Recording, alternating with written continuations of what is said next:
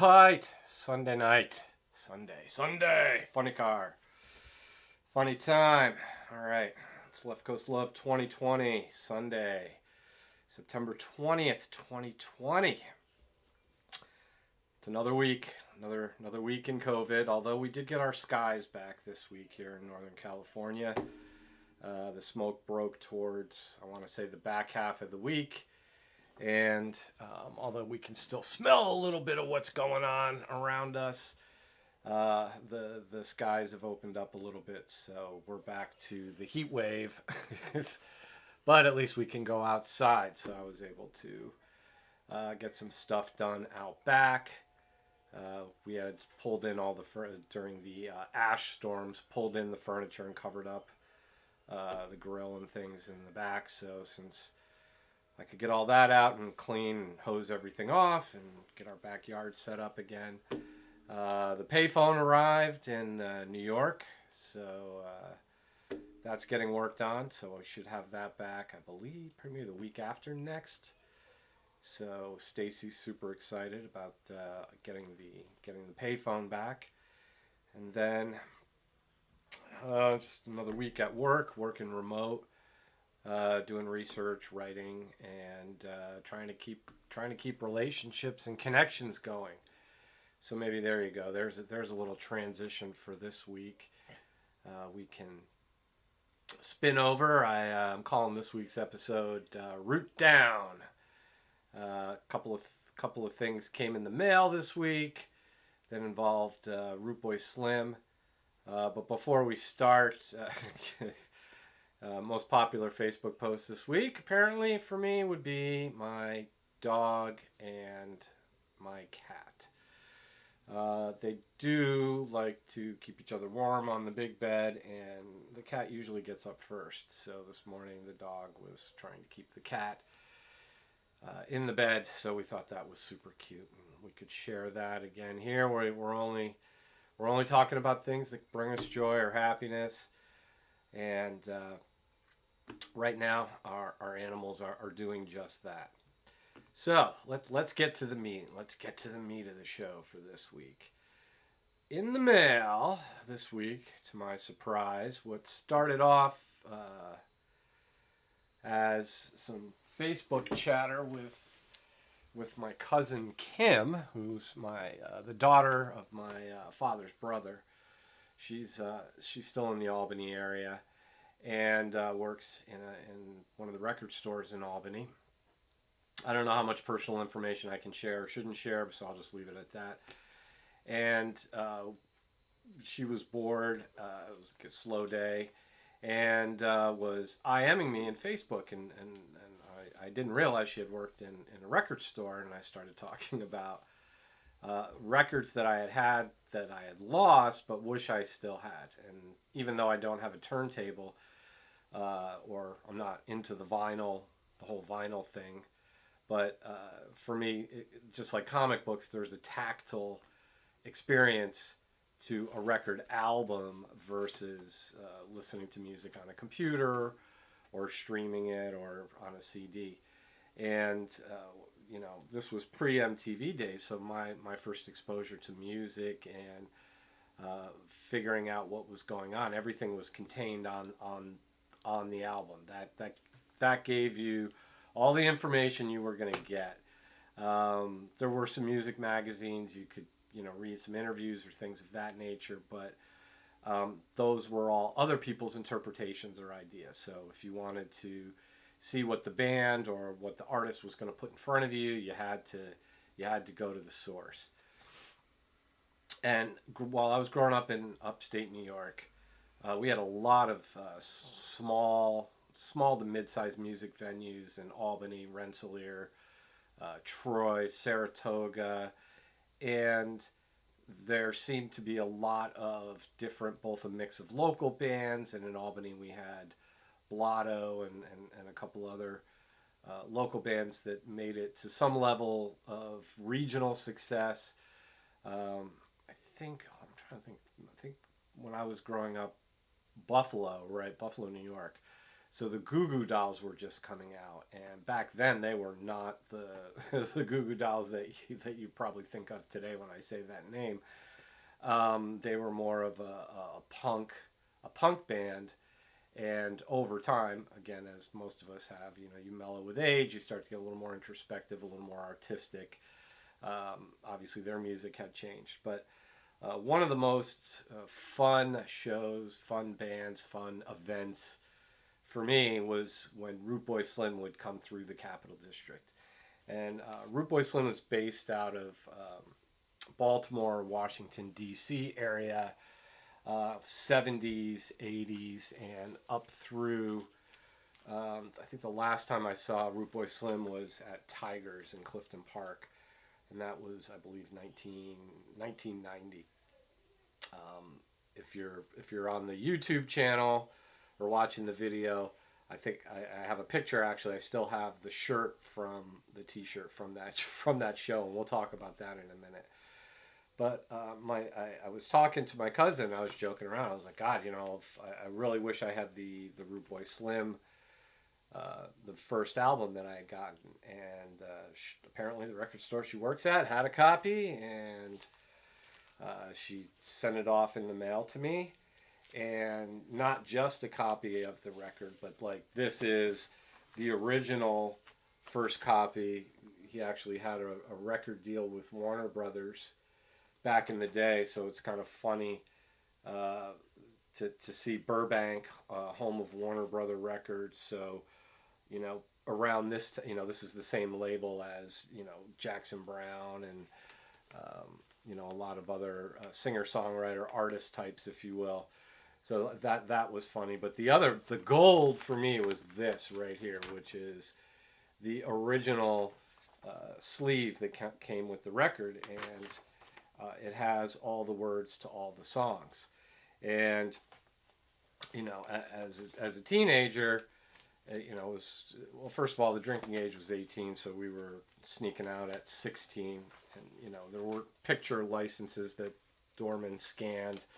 You could actually, with a pencil eraser and a little bit of work, convert a license pretty quickly, good enough to get into one of the places in the Capital District.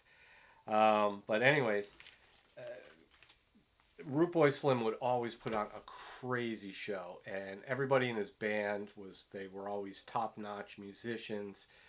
And when you're a young guy, and you're out drinking, that's kind of, there's almost a sport to it, if you will. A little foolish if I think back now, but at the time it was very entertaining, and Root Boy Slim would come out, and basically his first set he would drink a 12-pack, and then they would take a break.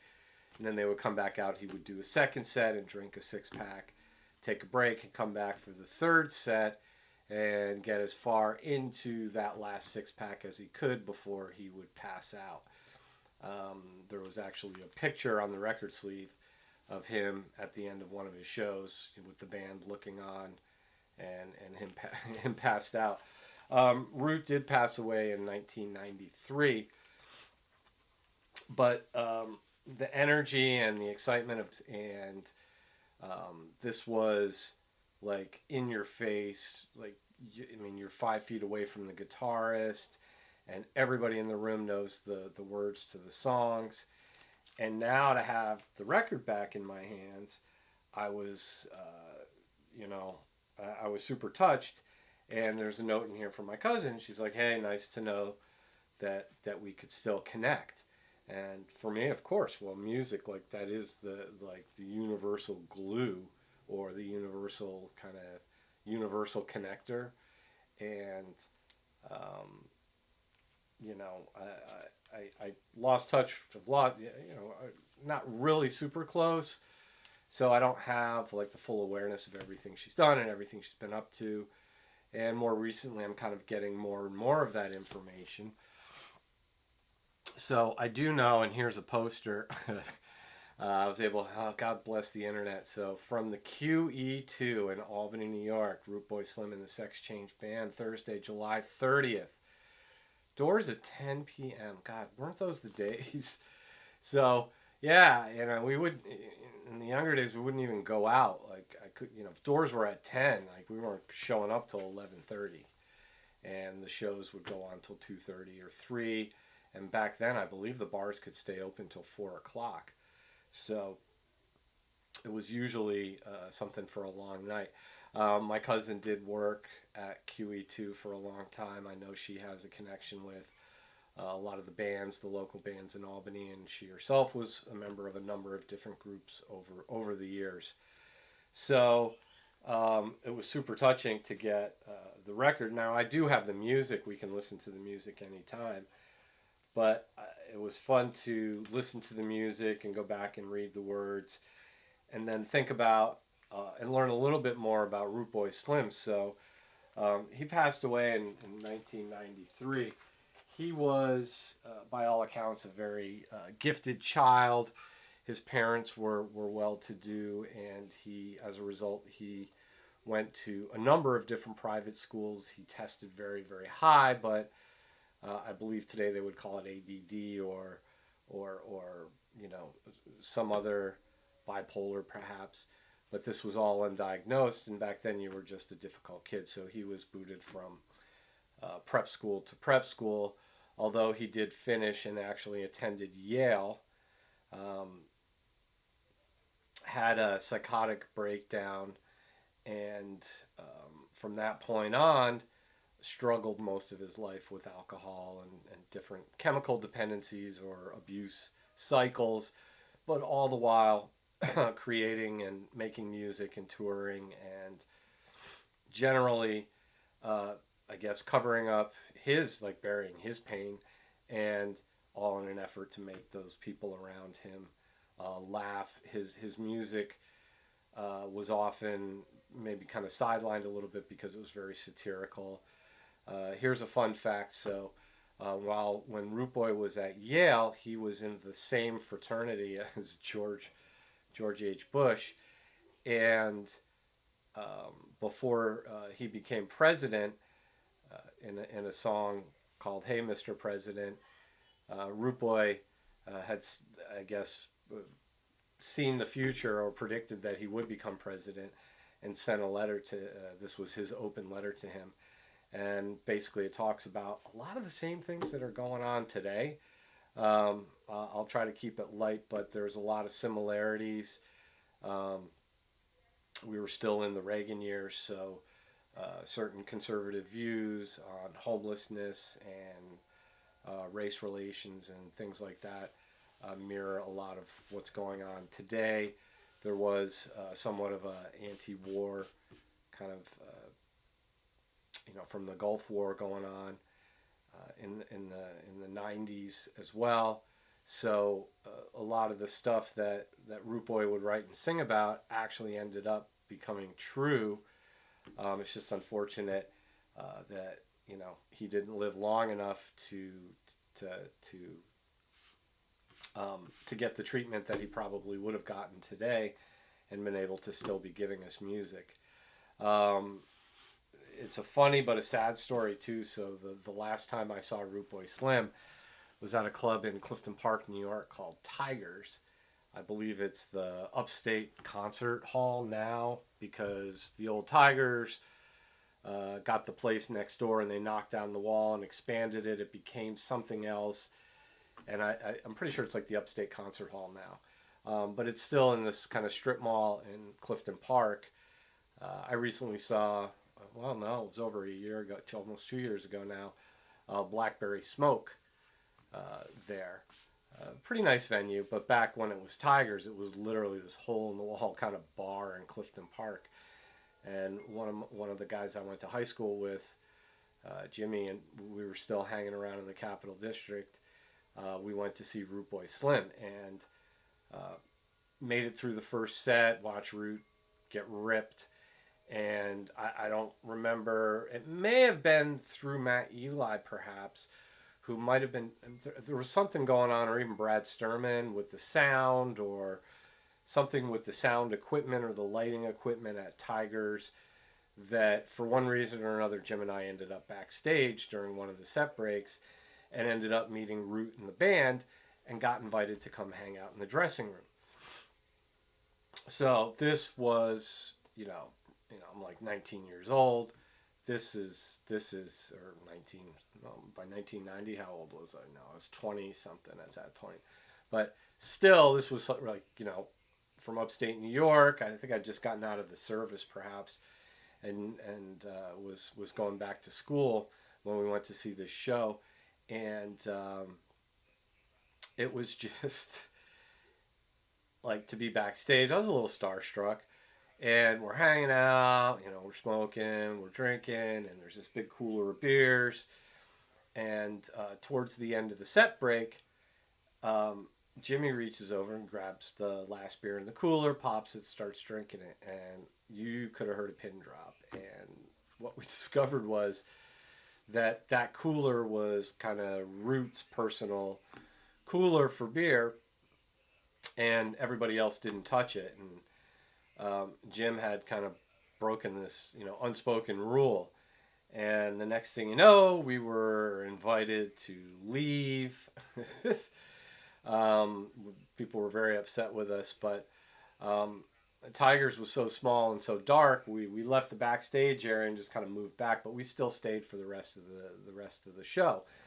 And true to form, by the time we got to the end of the third set and the crowd had thinned out and the lights were coming up where we would have been discovered to have not left, Root had proceeded to pass out on the stage, so the band was attending to Root, and Jim and I were able to exit stage left, if you will, and make it back to the apartment, no blood, no foul. And I have a Budweiser bottle that we had signed by Root before the beer incident, and a pair of the Root glasses as well. I don't know that I still have those, but still kind of a cool memory of a crazy night out in my younger days with with best friends, and the band was just great that night. So all of that came from just IMing, it's a connection, right? So it started by IMing my cousin, and next thing you know, she's oh, well, I'm working at the record store today. And as a goof, I'm say, how about a Root Boy Slim record? And next thing you know, I'm holding it in my hands and I'm able to tell the story. I found the t-shirt, was wearing that around the house, and made sure I took the time to reach back and tell her how much I really appreciated her taking the time to not only find it and to send it to me, and how much fun I've been having without even a record player. So, I'll play the music on the computer, but again, I'll do it like I did when I was a teenager, grab the record sleeve, follow along with the words, and just try to connect with it. So, along the lines of connections, again, without getting topical, I'm just going to say for myself, enough. I can't watch the news between the weather and the fires and COVID and the election and Supreme, like everything, I just don't have the patience for it. And everybody's yelling at everybody. So I want to, what we did is we went back since we have HBO, was it HBO Max? Um, Stacy and I started watching The Sopranos again from season, the pilot, and we're still in season one. Again, I watched it in the day, not religiously, but enough over the years that I know the major story arcs and I'm familiar with the characters, but had forgotten a lot of the nuggets or even some of the dialogue, the shots, or even now that this was 1999, so we're talking 20 years ago now. What the things that have come from this and what brought us to this were all connections too, and connections to things that I also love and go to for comfort right now. And with The Sopranos, first of all, killer cast. So many, unfortunately, James Gandolfini's not with us anymore. A couple other of the cast members have passed away. But, at the time, not all of them were known or even known to be actors. And at the same time, some of them were super well known and respected actors. Now, for me, coming back to The Sopranos, a couple of things come to mind. I noticed immediately, and again, I knew this because of my love for the Rockford Files. And the Rockford Files was one of my grandmother's favorite shows, and I have rediscovered my love of the Rockford Files because a number of the people that worked on the Rockford Files went on to work on other shows that I really love, whether they were writers, directors, or somehow tied to the show. And a piece of trivia that I learned, because David Chase, who's the main writer, producer, guy for The Sopranos, creator of The Sopranos, was the main writer for the Rockford Files. And actually, if you go back to the Rockford Files, there's actually an episode in season 6, which came out in 1979, called Just a Couple of Guys. And this episode, if you watch it now, is you can see David Chase trying out wood shedding or even drafting out what would become The Sopranos. So some of the characters, the episode takes place in New Jersey. So Jim Rockford had to fly from California to New Jersey for this particular episode.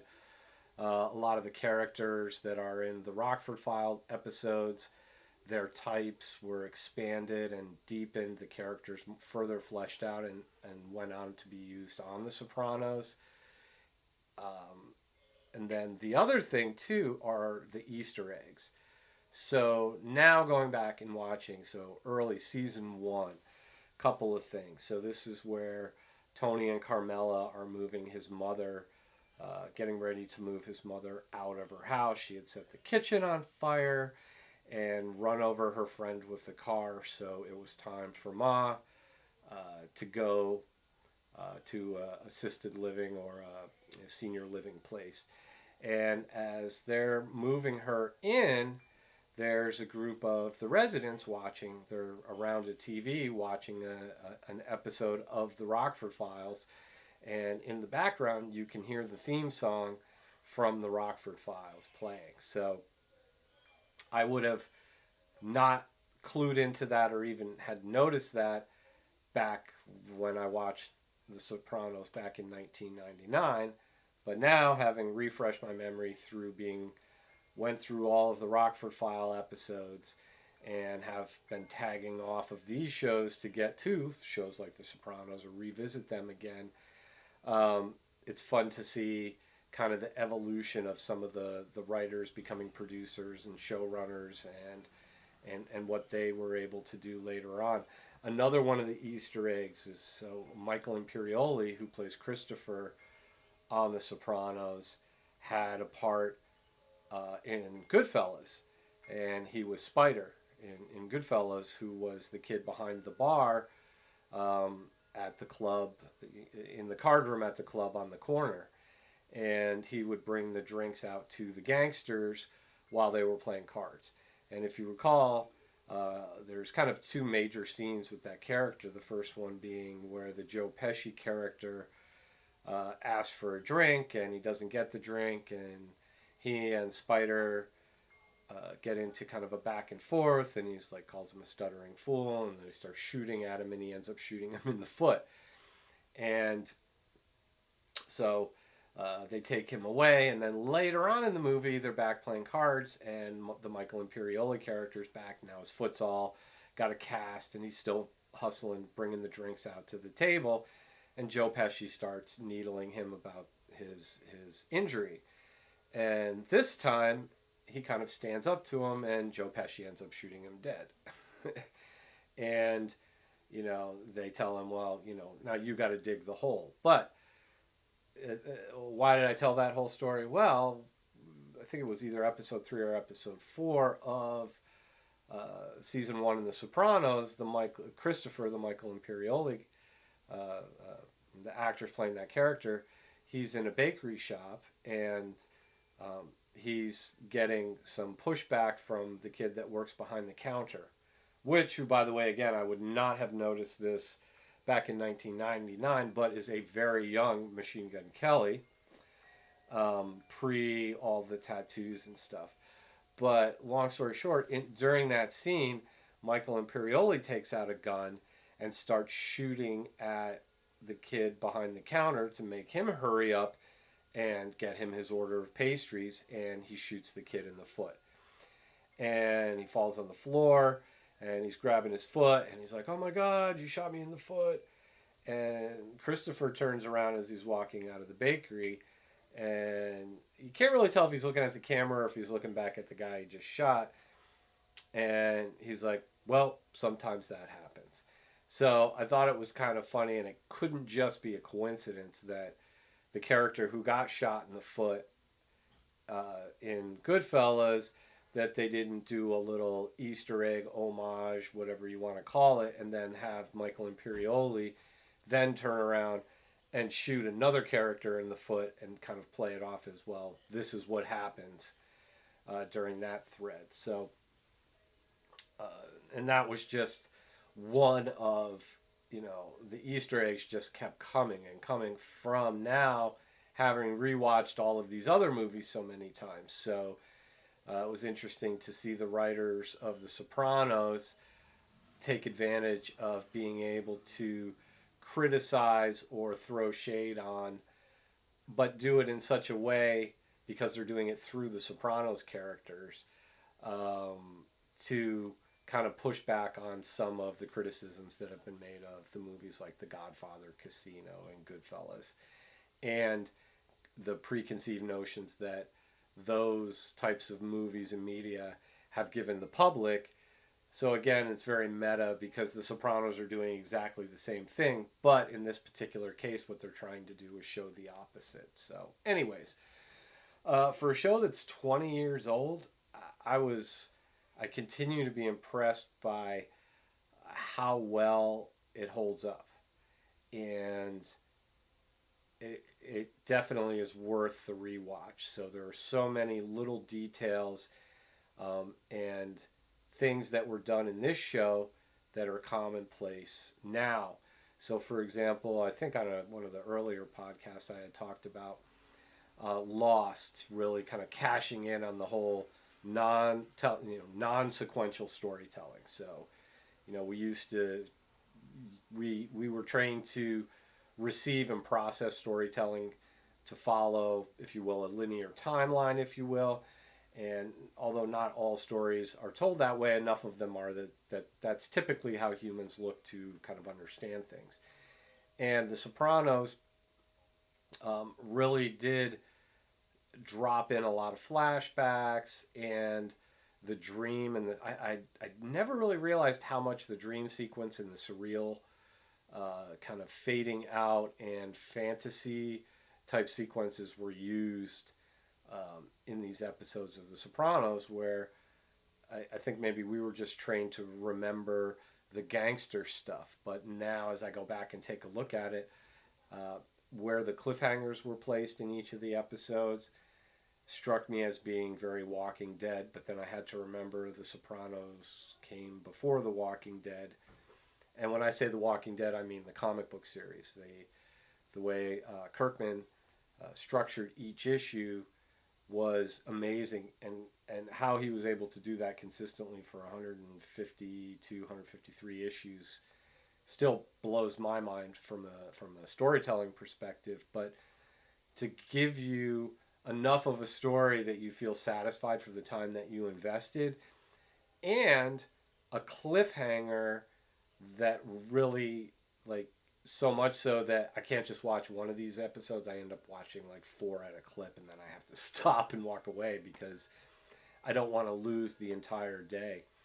And then as I was getting ready for the podcast tonight to talk about this, I was like, oh my God, this is just like another 2 of my other favorite shows. And again, one kind of feeding into the next, and the evolution of the writer or the storyteller.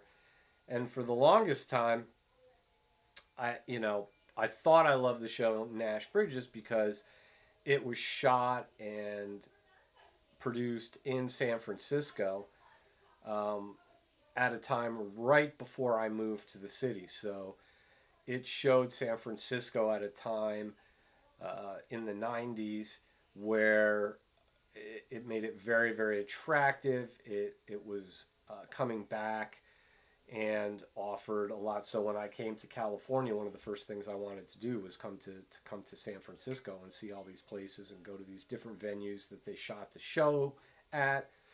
And what I learned was over time that what I got drawn into more was the Carlton Cuse, who was the producer, and he came out of kind of the Hill Street Blues. Oh God, who's the writer? I can see him with the typewriter. Stephen J. Cannell, and came out of that camp, if you will, creatively, and he came over, and then they created Nash Bridges, and this Sean Ryan, who ended up becoming the main guy and the showrunner for the show The Shield, was the head writer, quasi showrunner for Nash Bridges for the last couple of seasons. And since, probably most people aren't familiar, but I'm familiar with all 6 seasons of Nash Bridges. And the last 3 or 4 seasons, the show really took I don't want to say a turn, but the tone and the color really changed a lot from it being the lighthearted kind of buddy cop show with interesting cameos to more of a grittier detective, more crime type stories, and definitely starting to show the influence that Sean Ryan was bringing to the series. And when Nash Bridges folded up, right after that was when the show The Shield came out. And I know some people, there's a show around the same time, and for some reason, like, I just can't, once I get invested in one of these shows, I can't really like do 2 or 3 of them. So I haven't been through The Wire on HBO, but I know a lot of my friends and other, I've read a lot about it, and I know that it was also a very strong kind of dramatic, groundbreaking series around the same time. But for me, I made the jump from Nash Bridges. I followed Sean Ryan over to The Shield. And that show was just so crazy and over the top, and each season leading, at one point I couldn't even figure out how they were going to outdo themselves or how some of the characters were going to get out of things. But again, if you dig a little deeper, what I started to learn was the TV show The Shield was loosely based upon a rogue group of cops called the Raiders out of Oakland, and that that group got broken up or discovered, or however I don't know what the correct description is, but that was all happening in real time during the last, I want to say, year and a half of the production of Nash Bridges. So then it all made sense. So while Sean Ryan was working in San Francisco and, getting the Nash Bridges show out, at the same time, over across the bay in Oakland, they had the trial of these rogue cops, the Raiders, going on, or the Riders going on. So what Sean Ryan did was take the same ideas and the same things that were going on in Oakland and just transplanted them and retold a lot of those stories through the TV show The Shield. And again, it's like one connection leads to the other.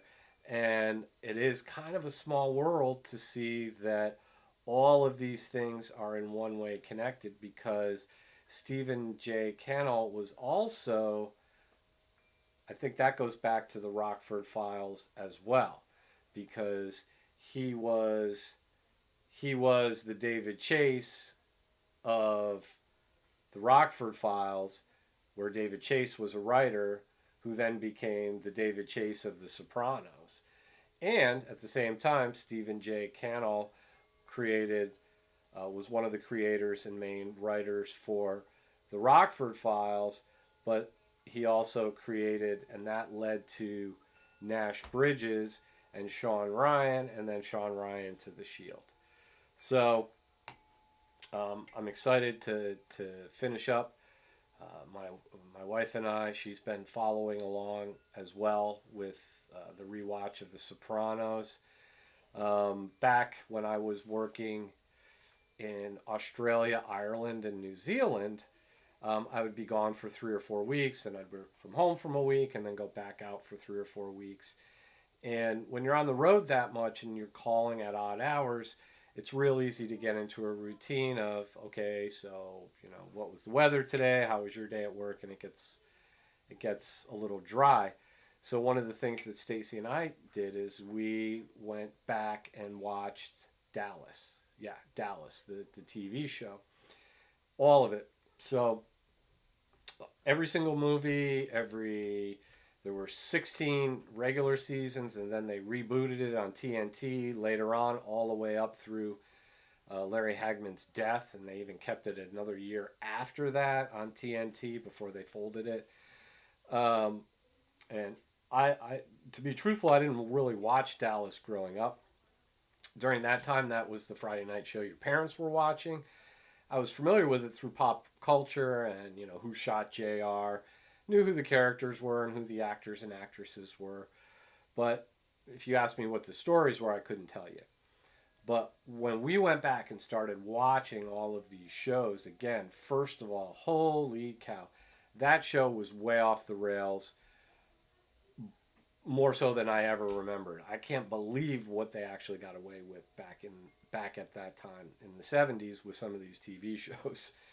The amount of drinking and sex and criminal activity and just general non-safe. It was just crazy. But then I had to remember there was only 3 networks, and each of these shows had to have a little romance, a little action, a little intrigue. But one thing, after watching all 16 seasons, and we watched it over the course of 1 year, so we compressed all of that, you could really see the trends and what was going on with that show over time. And a couple of things kind of came through that were a surprise to us. And the first and foremost being, we didn't realize how many people got their start on the TV show Dallas. So young Brad Pitt, 16, 17 years old, got caught in the barn. Bobby Ewing had to teach him a lesson about trying to get with his stepdaughter.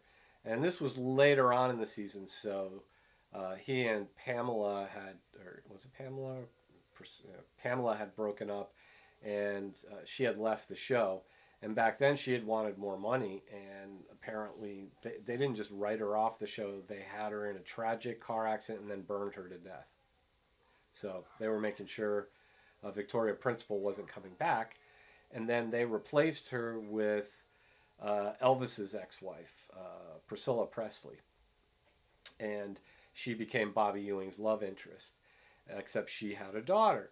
Well, as Bobby was dating the mother, the daughter spent a lot of time at South Fork, and one of the ranch hands decided that she was attractive. Long story short. Anyway, super funny episode. But over time, like I said, everybody loved to hate JR, but he was consistent as a character. So from the very pilot episode to the very last episode of the TNT series, the character of J.R. Ewing never changed. You always knew what you were going to get. You always knew what was going to happen if you got involved or asked him or owed him. And he never, ever changed. And most people didn't realize that. The other thing that became clear is JR never killed anybody. But Bobby, the good one, the good son, the handsome son, the one who always did right, he was all over the board. All of the other characters changed, they lied, they were never consistent, they were never true to even the character they were the week before. And, truth be told, Bobby Ewing killed 8 people over the course of 16 seasons. Yeah, 8 people.